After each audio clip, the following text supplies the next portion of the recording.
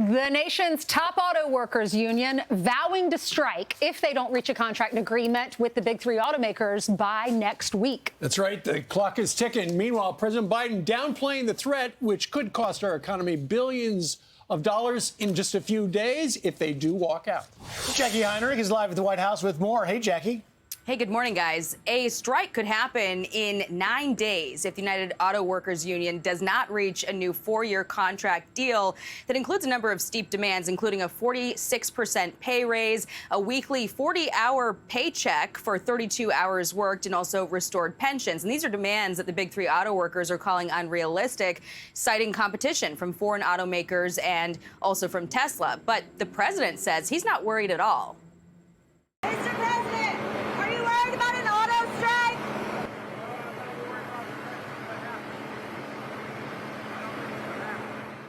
Well, that remark came as a surprise to UAW President Shawn Fain, who said, "I'm shocked by that reaction. You know, he must know something we don't know." Fain went on to question whether the president might have some inside information on the status of a deal, but we aren't aware of any involvement, at least right now, from the White House or even from the Department of Labor, since the president called on both sides to come to a fair agreement early last month. But former President Trump seized on the chance to co-opt support from the union, writing on Truth Social, "The great state of Michigan will not have an auto industry anymore if crooked Joe Biden's crazed concept of all-electric cars goes into effect. United Auto Workers vote for Trump." United Auto Workers traditionally backs Democratic candidates, including Biden in 2020, but it has not yet endorsed a candidate for 2024. Biden, who promotes himself as the most pro-labor president in history, took a swipe at Trump yesterday in Philly, talking Bidenomics at a Labor Day event. The guy who held this job before me was just one of 2 presidents in history. One of 2 presidents in history that left office with fewer jobs in America than when he got elected office. The last guy here, he didn't build a damn thing. Polls show that voters don't seem to feel that way. The latest survey from the Wall Street Journal is showing that 37% of people approve of the president's handling of the economy. It's even lower on the issue of inflation. Biden gets a 34% approval rating there, guys.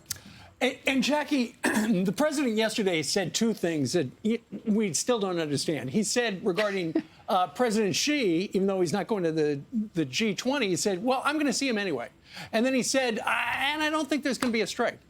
Is he off script? Is he making stuff up? Or does he know something we don't know?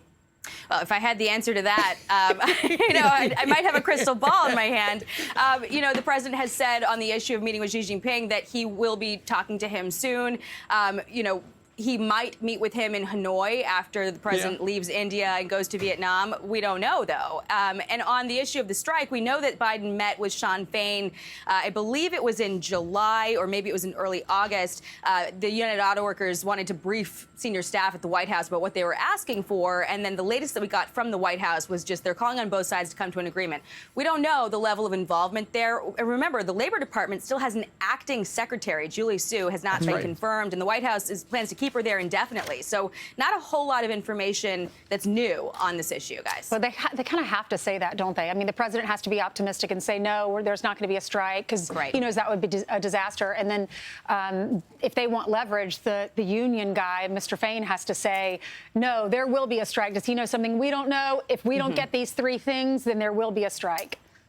Exactly. And Fain said, usually the way these things come together is in the, 11th hour, and that the deal, or the goal rather, was to come to a deal, not to have a strike. So there is some time for it to happen, but the 2 sides, at least right now, from what we're seeing, seem pretty far apart. So we'll see where it goes. The UAW wants a contract, and the White House wants an endorsement. Let's see if they get what they want. Thank you. Thank you The union wants. Thanks, Jackie. Thank you, Jackie. Wants to eliminate the tiered wages and benefits. They want to increase in wages to offset inflation. And this is the tricky one. They want to match the salary increases of company executives over the last 4 years. And Jackie was saying that's a 46% increase in their salaries. It's big. Yeah. It was also interesting in Jackie's report where she played that soundbite where Joe Biden talks about Donald Trump but doesn't use his name. Said, the last guy didn't build a damn thing, taking a shot at Donald Trump. And that seems to be the strategy. talking about his predecessor without actually saying his name. What's the point of that? Because we know who he's talking about. We do know who he just doesn't want to about. say his name. I don't. Okay. It's like a Voldemort thing. Meanwhile, you were mentioning, the other thing you said. The whole in that Wall Street Journal poll there is really, what you perceive as an accomplished record, like a record of accomplishments, and you've got a 46 to 36%, 10% more believe that Trump had a record of accomplishment compared to Biden, who says, I gave you all this bill and that bill. Now, more people think that it's Biden. But the big headline, of course, of the poll is the age. 73% saying that Joe Biden is simply too old. That, obviously, significant. Then you go a little deeper into it, and you learn that actually it also includes 2/3 of Democrats that feel the same thing. And then also the New York Post was covering what they're calling a lie.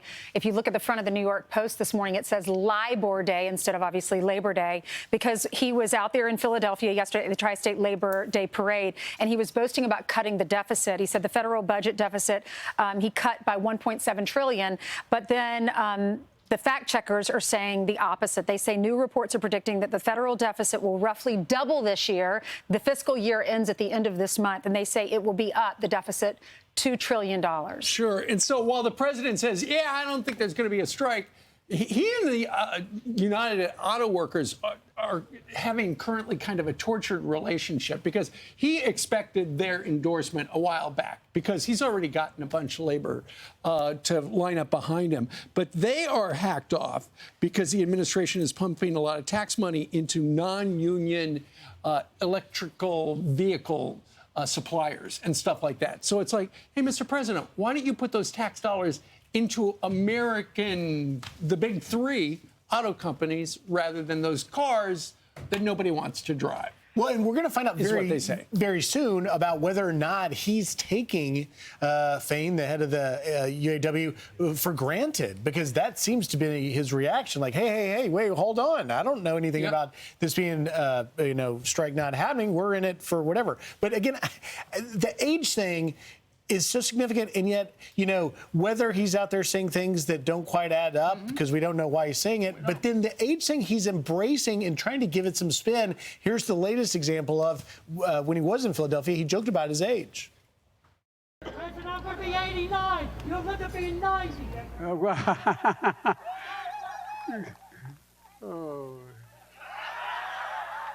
I tell you what. Someone said, that Biden, he's getting old, man. I tell you what. Well, guess what? The only thing that comes with age is a little bit of wisdom. I've been doing this longer than anybody, and guess what? I'm going to continue to do it with your help.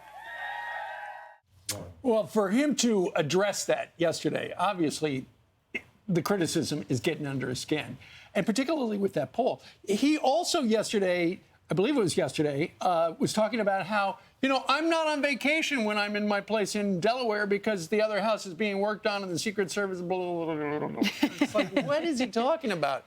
Meanwhile, we see him in a beach chair under an umbrella. If you're on a beach chair or on a bike or going out for ice cream, are you on vacation? Well, I mean, look at the folks. The folks after the oil spill, they're saying you still haven't come to our town to visit us. And he did go to Hawaii, but they're saying, what about us? It's been months and months and months. Yeah. Yes. I wonder. And he said, I just haven't been able to. I wonder if he thinks it's actually in Palestine. I'm not kidding. The reporter who asked him about that said Palestine, East Palestine. So. Oh, dear Heavenly Father, if that's the truth. I'm just saying. Oh, my gosh. I'm not touching I'm just wondering. I don't know. You might be right. All right. I'm Steve Doocy. I'm Brian Kilmeade. And I'm Ainsley Earhart. And click here to subscribe to the Fox News YouTube page to catch our hottest interviews and most compelling analysis.